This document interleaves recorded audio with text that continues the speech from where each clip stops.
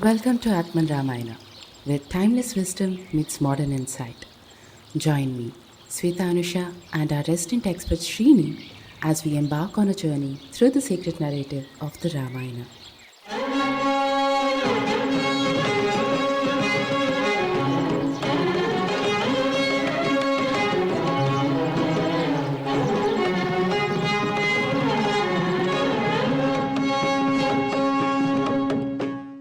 Srini, tell me, is being greed good? No. So to put the answer is greed good? Definitely no. But the challenge today is many of us think we are not greedy, right? And why? Because somewhere over the years the definition of good life has been defined as successful life, which is a wrong definition if you ask me. A good life is basically if you are happy in life, right? So, but the pop culture or the pop psychology, what does it say? It says, no, no, no, Shweta, if you are having a good life, that means you need to have successful life. What does that mean? Oh, successful life means do you have X number of cars parked below? Do you have this infrastructure? Do you go to foreign vacations and all that? And to achieve that success, then we've got into this rat race. But if you look at our scriptures, if you look at the basic definitions, our basic definitions were very clear, saying that successful life is basically having or a good life is basically having a happy life. And happiness will not necessarily come through success. So success and happiness are not correlated. Oh.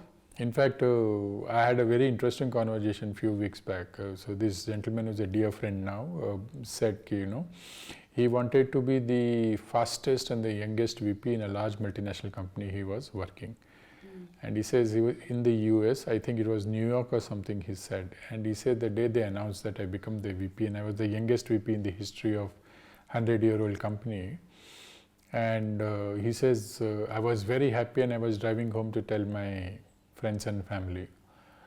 And he says the first signal when I stopped the car, I was thinking, wow, I've become the youngest. He says at the second signal when I reached, I had already started thinking when will I become the SVP. And he said it is at the third signal I realized what stupid thing I'm doing in life. I've not even enjoyed the fact that I struggled so long to become this youngest VP and I'm already thinking of that. And he says that was my turning point in life. The same thing is like that for us. We need to understand being successful doesn't necessarily mean you will be happy. It's as part of that, you've won the first level of a game, now you're going to the second level. Happiness will come from more holistic perspective how you look at life. So if greed was good, then why would Rama walk away from the coronation? Right? Because that was the definition of success. You are coordinated to become the king and you can become the king. In fact, in one of the commentaries it is written that Dashratha prompts him saying, overthrow me as a king and you become the king so that you don't have to fulfill the promises that I've made to Kaikeyi. Okay. Because those are the promises by me. And Rama asked him very simply saying, did you make those promises as a husband or as a king? And he says, no, I made those promises as a king. Then he says, I have to fulfill the king's dharma, I cannot overrule. Okay. And he gracefully walks away from the coronation of being the annotated king.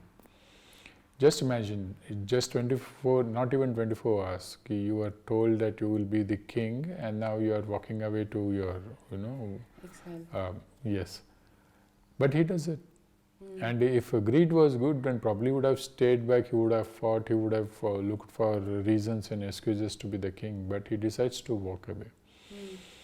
And if you read in Ramayana, you will never see any instances where Rama is actually regretting or sulking or getting upset that he is in the Vanvas. No, he is pretty happy in the Vanvas. In fact, when he is walking to the Vanvas, his conversations with his mothers is the same. His father is also the same. He says, this is an opportunity to see my kingdom more. this is an opportunity for me to learn from the learned. If I would have sit in the palace, probably I would never learn from that. So here is a gentleman who's looking at that, and he redefines saying, I don't have to be greedy to be able to stay there. So greed isn't good for us, it is very clear. I always keep saying this, we decided to evolve from apes to become humans. So why are we stuck at being rats? And why are we happy being rats and caught in that rat race? So if greed was good, probably being rats was good, but we decided to become humans for a different purpose. So, do you think Rama is really that selfless? Because has he not supported Sugriva in expectations of him, like he will help him for the war against Ravana later? So if you see whatever Rama has done, Rama predominantly has done for the greater good or for dharma.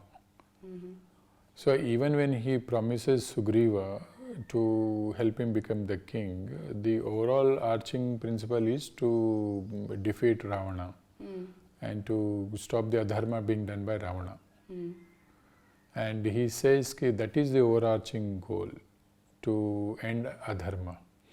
And what he tells Sugriva is very simple. He says, you help me to achieve my dharma and I'll help you to get what you deserve to get.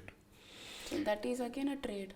You help me get so that there is nothing wrong in trade. So we are never saying there is anything wrong in trade. So at any given point of time, there is a distinction between seva and dana.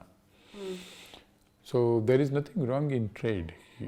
That is perfectly okay. The challenge would come is when you do trade for your own benefit or for your own selfish reason and not for the greater good.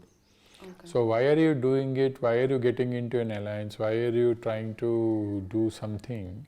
Will greatly be dependent on the fact that is it helping the greater good or is it only for my convenience and for my benefit? And that is what is the overall definition of greed also. So where greed, what does greed does? Greed basically makes you self-obsessed, where you are doing something for your own benefit or the benefit of you and your own little clan that you have created. And in that process, if you are ready to sacrifice others, you are happily doing it. And that's not good. So if you look at Rama, you see him selflessly giving up things as and when required for the greater good.